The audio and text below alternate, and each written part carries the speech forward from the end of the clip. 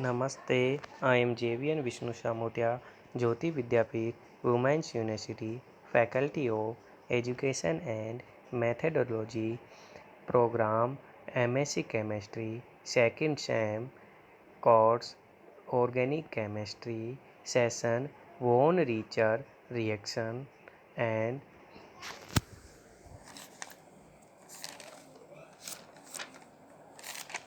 Somlet-Hausser rearrangement. First reaction are von Richter reaction. When aromatic nitro compound are react with potassium cyanide to generate a carboxylic acid. तो von Richter scientist है, तो von Richter reaction में aromatic nitro compound convert होता है carboxylic acid में इन the presence of cyanide, potassium cyanide, in the presence of potassium cyanide. तो when aromatic nitro compound are react with a potassium cyanide to generate a carboxylic acid.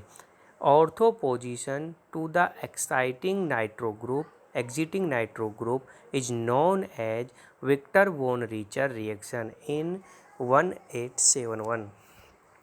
ठीक है, तो 1871 में वो Victor Von richer ने ये reaction दी थी। इसमें उन्होंने बताया था कि ऑर्थो पोजीशन से नाइट्रो ग्रुप एग्जिट होता है और एक कार्बोक्सिलिक ग्रुप ऐड होता है। तो इस रिएक्शन में मोस्ट इम्पोर्टेंट ये बात है कि इसमें नाइट्रो ग्रुप रिड्यूस होता है और एक न्यू ग्रुप या न्यू फंक्शनल ग्रुप ऐड होता है। मतलब पहले वाला फंक्शनल ग्रुप रिड्यूस होता है और एक नया फंक्शनल ग्रुप जनरेट होता है जिसमें फॉर एग्जांपल अपन इसमें देख रहे हैं कार्बोक्सिलिक एसिड है। ठीक है, तो when aromatic compound are treated with cyanide ion the nitro group is displaced as a carboxylic group enter with cine substitution always ortho to the displaced group, never meta and para.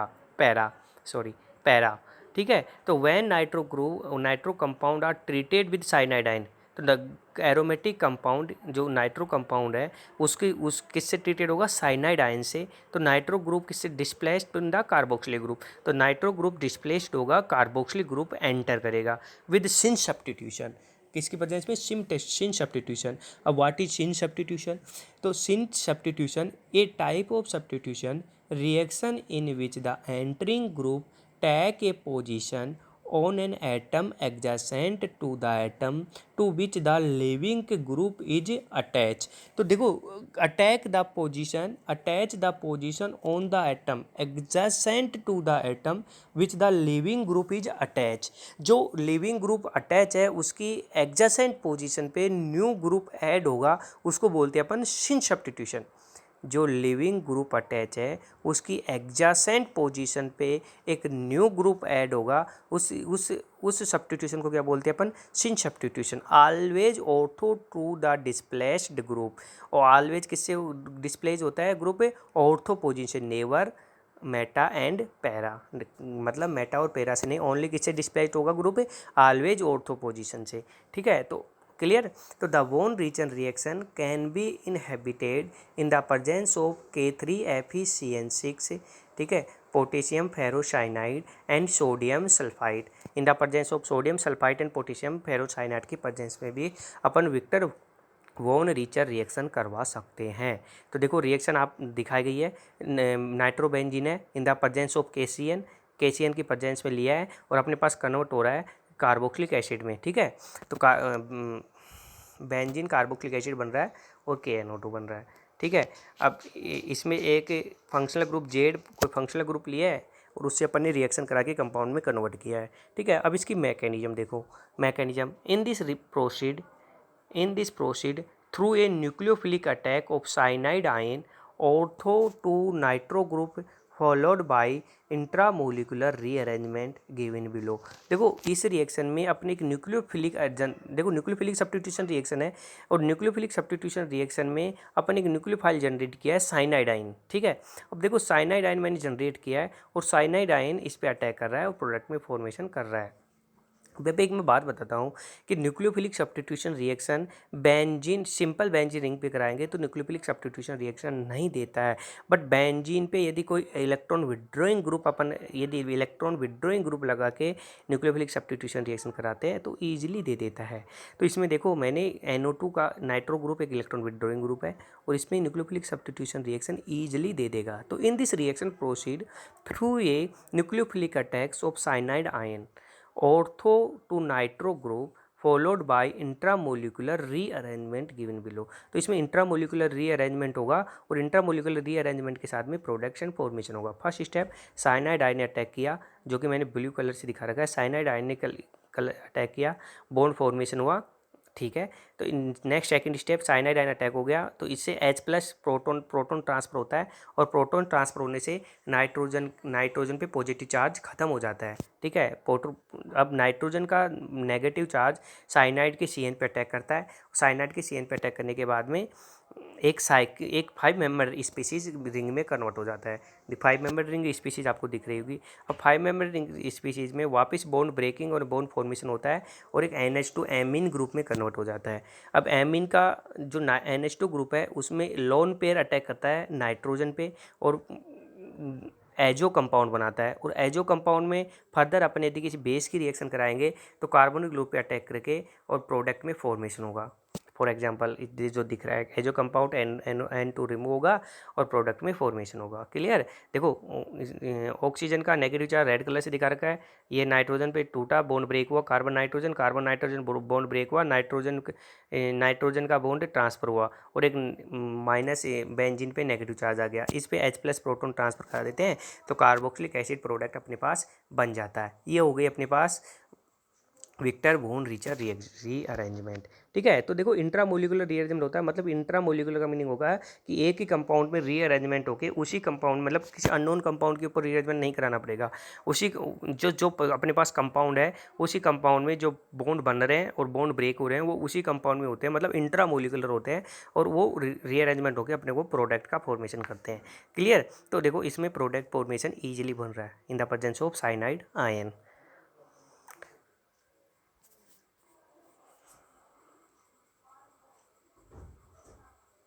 उसके बाद में अपन पढ़ेंगे सोमलेटेड Hauser rearrangement.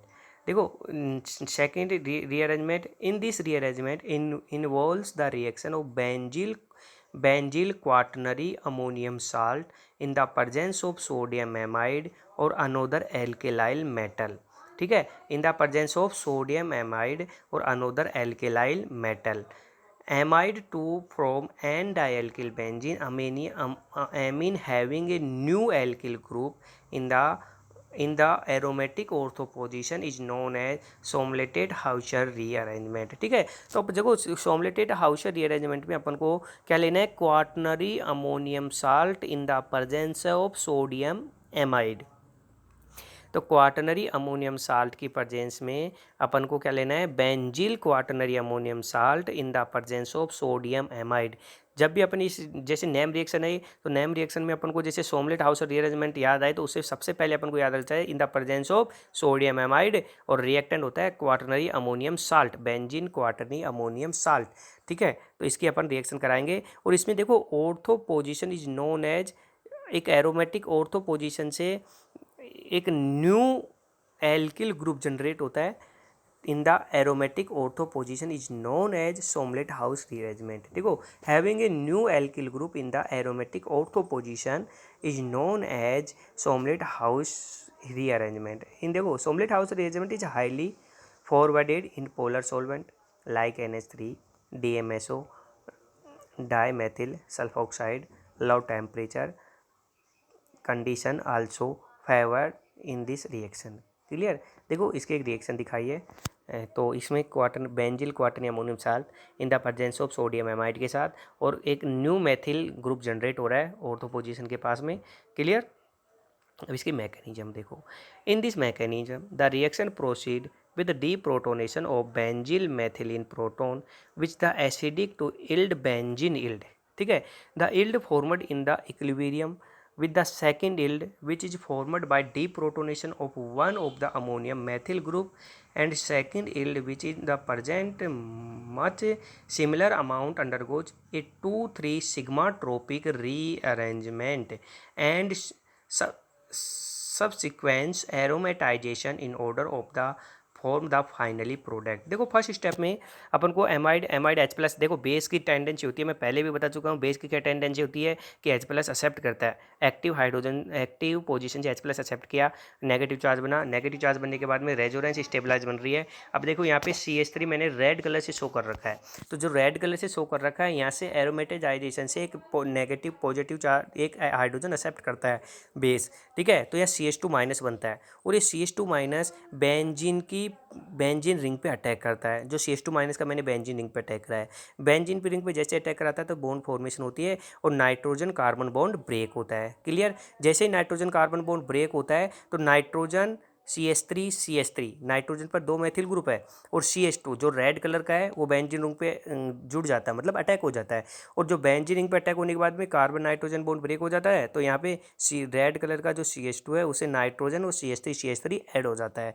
और यहाँ पे जैसे या इधर से रेड कलर में जो मैंने बॉन्ड फॉर्मेशन कराया बेंजीन रिंग से, तो वहाँ पे डबल बॉन्ड CH2 बन जाता है। अब मैं यदि इसका वापस हाइड्रोलाइसिस कराता हूँ तो डबल बॉन्ड CH2 किस में कन्वर्ट हो जाता है, CH3 में, और अपने पास प्रोडक्ट बन जाता है। ऐसे करके ये होती है इसकी mechanism of Sommelet Hauser rearrangement. ठीक है, तो ये हो गई इसकी सोमलेट हाउसर रीअरेंजमेंट की mechanism in the presence of benzyl quaternary ammonium salt and sodium amide. Okay, thank you.